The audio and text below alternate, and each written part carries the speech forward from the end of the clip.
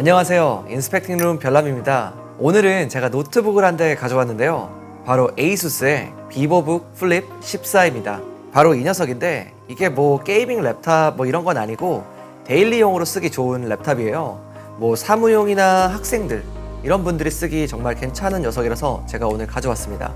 먼저 이 비보북 플립의 좀 특징부터 살펴보면 일단 디자인이 굉장히 깔끔해요. 딱 봐도 좀 그냥 세련된 느낌이 나는데 이게 좀 아무래도 소재에서 오는 그런 느낌이 있는 것 같아요. 이게 알루미늄 합금으로 만들어졌는데 그래서 그런지 굉장히 단단하고 좀 세련된 느낌이 나는 것 같더라고요. 그리고 힌지에는 에르고 리프트 디자인이 적용이 되었는데 이게 뭐 말은 어려운데 이렇게 밀면 이 아래가 이렇게 같이 각도가 올라가게 되는 디자인을 말하는 거예요. 이렇게 좀 올라가게 되면 타이핑 하기에도 좀 더 편해지고 또 하단 쪽으로 열이 방출될 수 있기 때문에 여러 가지로 굉장히 효율적입니다. 그리고 이 녀석의 또 다른 특징이 바로 360도로 회전이 가능하다는 점이에요. 어쨌든 이렇게 돼서 장점이 뭐가 있냐, 영상을 시청할 때도 좀 여러 가지로 좀 다양하게 시청할 수가 있고요. 또 하나 좋았던 점은 좀 이렇게 좁은 공간에서 활용할 수 있는 점이 굉장히 좋더라고요. 키보드를 보면 특이하게도 엔터키에만 이렇게 연두색이 들어가 있어요. 이건 취향을 좀 탈 것 같긴 한데 이런 감성 좋아하시는 분들은 굉장히 마음에 들어 하실 것 같아요. 그리고 기본 구성품에 스티커가 이렇게 같이 들어있는데 약간은 맥북처럼 그런 느낌을 낼 수도 있습니다. 뭔가 살짝은 좀 감성이 있는 느낌? 그리고 무게도 그리 부담스럽지 않은 1.5kg입니다. 이게 막 엄청 가벼운 건 아닌데 뭐 그렇다고 들고 다니기 부담스럽지는 않은 수준인 것 같아요. 디스플레이는 14인치입니다. 요즘 들어 이런 14인치 노트북들이 은근히 좀 나오고 있는 추세죠. 근데 이 비보북 플립 같은 경우는 이 베젤이 굉장히 얇아가지고 이 14인치인데도 화면이 굉장히 꽉 차 있는 그런 큰 느낌이 드는 것 같아요. 그리고 패널은 글레어 패널이 들어가 있는데 이 글레어 패널은 약간 얼굴이 비치거나 뭐 이런 형광등 같은 게 좀 비치는 단점은 있는데 넌 글레어 패널에 비해서 훨씬 더 선명하고 색감 표현이 좀 확실한 그런 느낌이 좀 있어서 저는 글레어 패널을 훨씬 더 선호하는 편이긴 해요.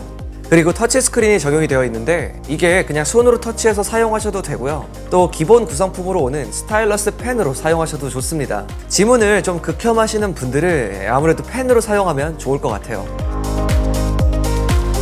디스플레이의 스펙은 FHD에 터치 스크린을 지원하고 6.16mm의 상당히 얇은 베젤을 가지고 있습니다. 색 재현율은 NTSC 기준 45%, 그리고 250니트의 최대 밝기를 지원해줍니다. 이 정도면 막 아주 특출나지도 않고 그렇다고 부족하지도 않은 평균 정도의 디스플레이라고 보시면 될 것 같고요. 그리고 여기에 또 하나의 특징이 있는데 바로 스피커입니다. 여기에 하만카돈 인증 스피커가 들어가 있는데 이게 좀 소리가 상당히 훌륭해요. 이건 이따가 제가 들려드릴게요. 현재 구매할 수 있는 버전은 두 가지인데요. 일단 가격은 기본 사양 버전은 최고가 기준 149,000원, 그리고 제가 가져온 고사양 버전은 119,900원입니다. 다만 이게 판매처별로 가격이 좀 상이할 수는 있어요. 스펙을 보면 CPU는 AMD Ryzen 7 5700U, 램은 16GB가 들어가 있습니다. 스토리지는 512GB NVMe SSD, GPU는 라데온 내장 그래픽이 들어가 있습니다. 그리고 42W의 배터리가 탑재되어 있고 무게는 약 1.5kg입니다. 저는 다른 것보다 가장 마음에 들었던 게 바로 확장성이었는데요.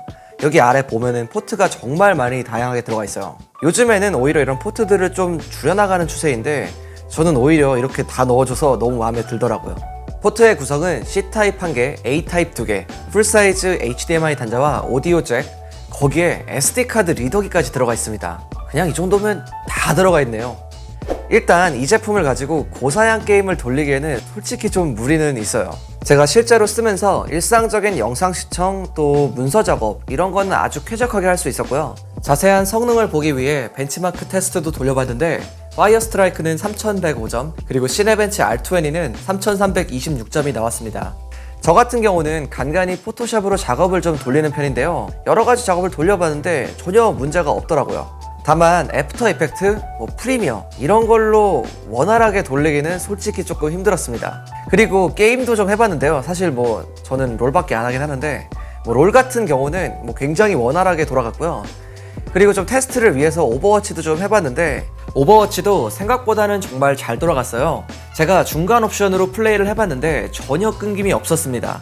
그리고 배틀그라운드나 배틀필드 같은 완전 고사양 게임을 돌리지 않는 이상은 웬만한 게임들에 대해서는 무리 없이 플레이할 수가 있었습니다. 많은 분들이 중요하게 생각하시는 발열에 대해서는 제가 게임을 한 30분 정도 연속으로 돌려보았어요. 근데 이게 체감상으로는 뭐 키보드가 뜨거워지거나 이런 부분은 전혀 없었어요. 아무래도 저전력 CPU와 내장 그래픽으로 돌아가다 보니까 애초부터 발열 자체가 그렇게 없습니다. 그리고 소음도 이게 생활 소음에 묻히는 정도의 가벼운 정도입니다. 스펙상 나와 있는 배터리 사용 시간은 최대 12시간입니다. 근데 이게 실제로 사용을 해보니까 뭐 영상이랑 이런 일상적인 걸로 써봤는데 대략 한 5시간에서 6시간 사이 정도 배터리가 사용이 가능하더라고요. 솔직히 사용 시간은 좀 아쉬웠습니다. 분명 저처럼 배터리 사용 시간이 좀 아쉽다고 느끼시는 분들도 계실 것 같아요. 그런데 이 기본으로 같이 오는 이 어댑터가 워낙 좀 작고 컴팩트해서 같이 갖고 다니면서 사용하기 나쁘지 않을 것 같더라고요. 키보드는 풀사이즈 키보드가 들어가 있습니다. 키 트래블도 1.4mm로 긴 편이고 키 간격도 괜찮아서 타이핑하기 전체적으로 편했습니다. 그리고 아까도 말씀드렸는데 이 엔터키가 연두색으로 되어 있어요. 약간 포인트인데 아주 감성적이죠? 아주 이쁩니다. 그리고 트랙패드에는 옆에 조그맣게 지문 인식을 할 수 있는 부분이 있어가지고 이걸로 윈도우 헬로 기능도 사용할 수가 있습니다. 자, 이렇게 비보브 플립에 대해 좀 살펴봤는데요. 지금부터는 제가 쓰면서 느낀 장점과 단점에 대해 알려드릴게요. 첫 번째는 360도 접히는 디스플레이입니다.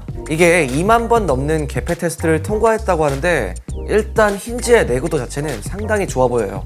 그리고 넷플릭스나 유튜브를 볼 때 이 공간이 좀 협소해도 이렇게 좀 세워서 공간을 활용할 수 있는 부분이 굉장히 마음에 들었어요. 여기에 아까 말씀드렸던 사운드도 비슷한 가격대의 노트북보다는 좀 더 퀄리티가 좋기 때문에 영상을 볼 때 좀 더 몰입감도 있습니다. 뭐 베이스가 엄청 좋거나 이런 건 아니지만 그래도 제법 단단하고 깨끗한 소리를 들려줍니다.